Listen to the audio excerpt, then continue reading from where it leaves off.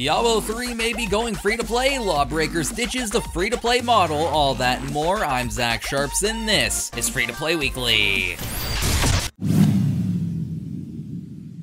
First up in the news this week, the game that I was quite addicted to in London, called Chronicle RuneScape Legends, has entered open beta for those who participated in the closed beta. Yes, this early access lasts about a week, and then the floodgates will open for everyone else on March 23rd.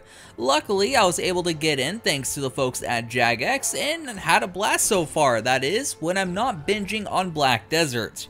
If you don't already know, Chronicle is a free-to-play strategy card game where players fight their own cards to affect the enemy player. It's an interesting way to go about things, and certainly a welcome addition to the genre. If you're more curious about the game, I did sit down with James Sweatman, the lead game designer on Chronicle, to discuss all the details, and of course, it is linked down below.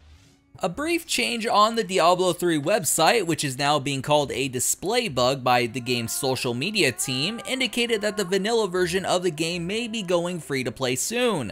If you don't already know, Diablo 3 is that action RPG by Blizzard Entertainment that has quite the fandom behind it. Hell, even I hop into it when new content is released to kill me some demons. The hint at a possible free-to-play move has of course been struck down already, and instead the site shows both of the base version and Reaper of Souls as costing $19 each. My prediction, at BlizzCon this year, they will announce a free version of the game and an expansion coming soon. Seems like an easy way to make trucks full of money and entice new players to possibly purchase new content. Whether or not that will happen, we'll have to wait and see. Do you guys remember that game Ark Survival Evolved that conveniently came out around the release of Jurassic World and had dinosaurs in it? Well, a while ago it produced a Battle Royale style mode to accompany its survival mode. Sound like H1Z1 much? However, instead of the game splitting into two and going buy to play, the Battle Royale mode in Ark called Survival of Fittest will now be free to play. Also, that free to play conversion also states it will be completely free with no monetization in the future. However, that future isn't quite clear if that's just for early access or something that Studio Wildcard plans to keep in effect forever. Overall, I'm pretty happy with this move because despite the fact I believe the original game to be a cash grab due to dinosaur hype, their Survival of the Fittest mode is quite fun to watch on Twitch, and now we'll be able to play it without having to spend a dime. Alright. Of course, what would a free-to-play weekly in 2016 be without a game going buy-to-play, right? Well, this week is no different as the team-based shooter LawBreakers ditched the free-to-play model to go buy-to-play.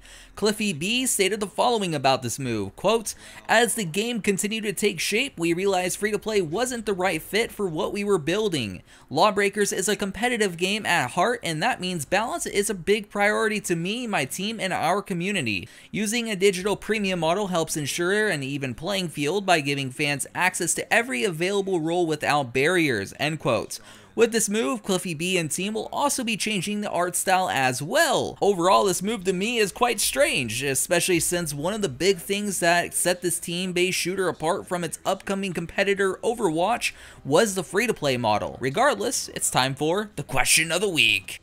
Last week on the show, I asked if any of you guys made money playing MMOs. A user by the name of Choco Bear stated the following: "I made money playing MMO. I pretended to be a girl and dated multiple guys. I would lie about events in my life so I could get free cash cards or PayPal cards. Good times, good times." Thanks for your guys' responses, and that doesn't really surprise me too much because in the past, one of my friends who played a female character was asked to strip naked and dance for 200 gold within World of Warcraft. He of course did, and walked away 200 gold richer. Real money though? I give you a shameless well played, sir. Well played. This week's question is, and it doesn't mean it will occur, warning, it does not mean it will occur, but I'm curious, would you guys be okay if we also covered buy-to-play MMOs or buy-to-play team-based shooters like LawBreakers? I've seen a call for it in the past, and hell, recent episodes, but I want to see exactly how many of you would be all for it or completely against it and why. After a huge blunder regarding giving some Founder Pack owners months of early access to the final version of the game, IMC Games had to rethink what their Tree of Savior packs will actually entail. The highly anticipated spiritual successor is due out soon, but if the current system stays, some will have to wait a few months while others are already grinding their way to victory. However, luckily, IMC Games asked for player feedback on this one after the backlash. So, what were the results of said poll? Well, 24% of players asked for 1 week of exclusive access, 11% wanted it to stay the same at 3 months of exclusive access, probably the 11% that of course bought the highest pack, and 65%, aka the majority, voted for 1 month of exclusive access.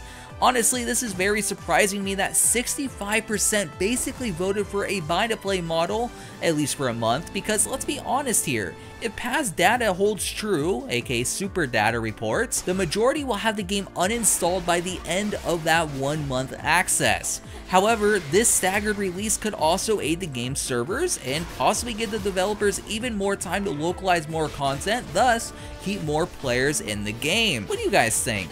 For those of you still hooked on Boobs and Soul, Blade and Soul of course, a new expansion is coming your way. Titled Silverfrost Mountains, the expansion will introduce 8 new dungeons, 5 of those are expert and 3 are heroic. Each dungeon will of course provide new weapons, accessory progression paths, soul shields, and more, while yielding greater rewards for completing higher difficulties. What else does this expansion have for players? Well, you'll get to take part in Act 4 of the game's storyline, explore regions of the Silverfrost Mountains, fight through 2 new 24-player zones, visit the expansive city of Zayway, and progress to the new level cap of 50 and Hong Moon level of 10. That's quite the content update, but very much expected considering the large pool of content they have to go off of. All I gotta say is, make sure you Blade and Soul players take some breaks here and there. Speaking of taking breaks, you could be sure to use one of those breaks to exit this video and head on over to our giveaways page, bookmark it, and be sure to check it daily to ensure you never miss one.